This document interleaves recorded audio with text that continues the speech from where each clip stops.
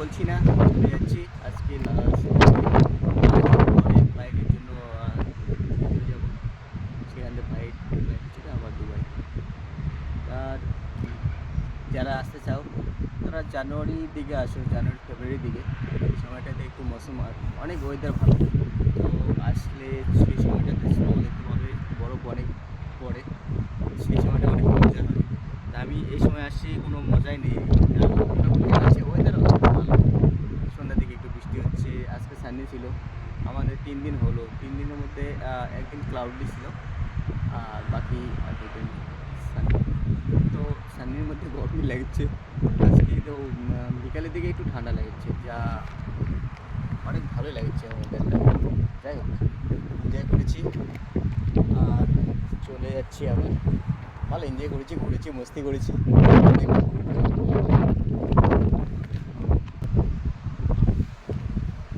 এখানে এয়ারপোর্টের কাছে দাঁড়িয়ে আছি, এখানে অনেক গাড়িও আছে।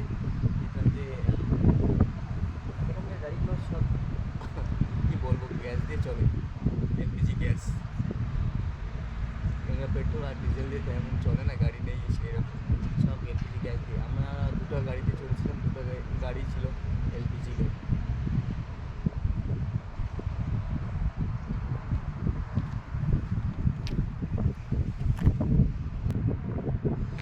এটা এয়ারপোর্টের কোন সাইট, যেখানে আমরা এন্ট্রি করব, সেই এন্ট্রি জায়গাতে আমরা দাঁড়িয়ে আছি।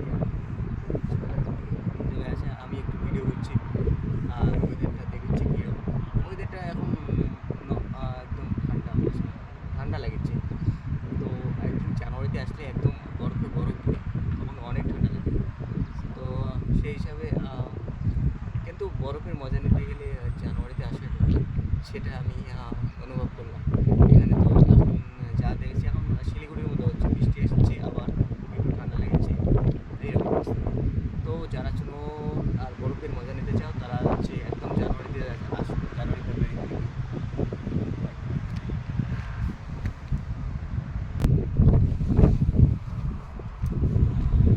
চলো আরেকটু কথা বলি তোমাদের সঙ্গে।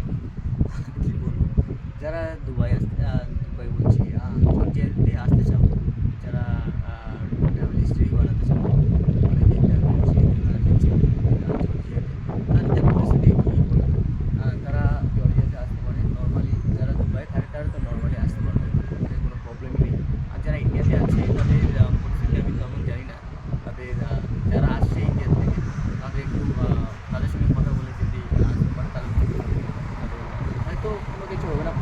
যা দেখলাম আসলে একটু পাসপোর্ট দেখেছে, আর আমি তো দুবাই থেকে পাসপোর্ট দেখলো আর পাসপোর্ট আর আইডিটা।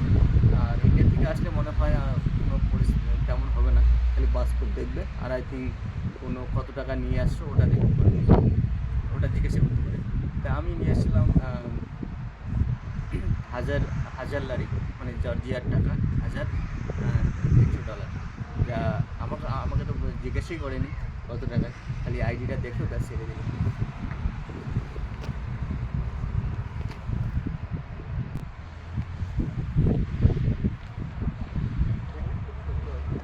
জায়গাটা খুব সুন্দর, যেখানে আমরা অনেকে দাঁড়িয়ে আছি, অনেকে গল্প করছে আর আমি একটু ভিডিও করছি সবাইকে জানার জন্য কীরকম জর্জিয়ার পরিবেশ। পরিবেশটা অনেক সুন্দর।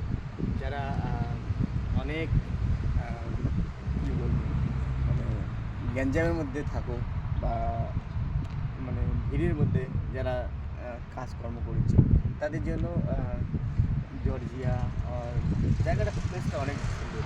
মানে এখানে একাকিত্ব কাটানোর জায়গাটা একটু ভালো। মানে মনটা যদি কী বলবো, একটু শান্ত করার জন্য, মনটাকে শান্ত করার জন্য এখানে সবথেকে বড় প্লেস।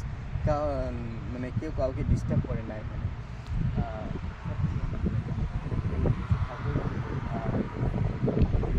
বসে থাকলেও কোনো প্রবলেম নেই, এখানে সবাই কাউকে ডিস্টার্ব করে না। এখানকার পরিস্থিতিটা সবথেকে ভালো দেখলাম জায়গাটা।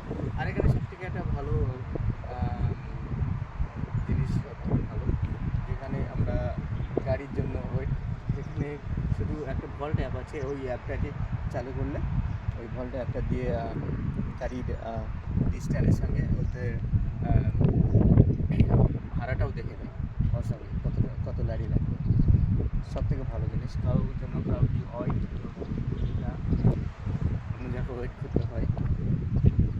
এখন ধীরে ধীরে সব সিস্টেমে চলে যাচ্ছে, আমাদের ইন্ডিয়াতেও আছে এরকম। তো এখানের জায়গাটাও ভালো, কেউ কাউকে ঠকাতে পারবে না যে এত টাকা এত স্টোরেজ আসলে এত বেশি টাকা, সেটা মনে হয় না। এই ওয়ার্ল্ডের অ্যাপটা অনেক ভালো।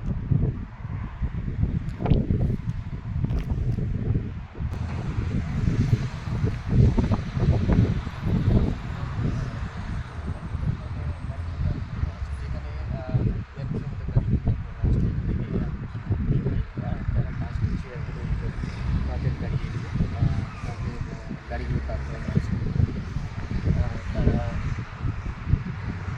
অনেকে অনেক বিদেশি লোকও আসছে ঘুরতে। সব থেকে বড়ো এখানে বিদেশি আছে, আর বিদেশি আর এখানকার লোকাল লোক চেনা বহুত মুশকিল, কারণ বোঝা যায় না এখানকার লোকাল লোকের সঙ্গে, কারণ ফেস কাটিং সব একই, সবাই এক ফর্সা একটাও তো কালো দেখলাম না এখানে। আর সব থেকে বড়ো এখানকে সবাই মহিলাগুলো হার্ডওয়ার্কিং, তারা মহিলাগুলো সবাই কাজ করে, যে এখানে শপিং মলে হোক যেখানে হোক। আর মেকানিক্যাল সব থেকে দেখলাম যেখানে মেকানিক্যাল লাইনটাও সব থেকে বেশি চলছে। এখানে এক জায়গায় গিয়েছিলাম, ওখানে শুধু আমার গাড়ির মেকানিক্যাল, যেখানে শুধু অনেক খালি গাড়ির দোকান আছে।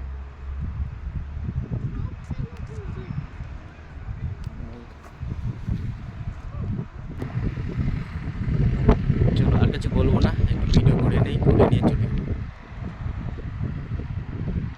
এটা এয়ারপোর্ট, এয়ারপোর্ট।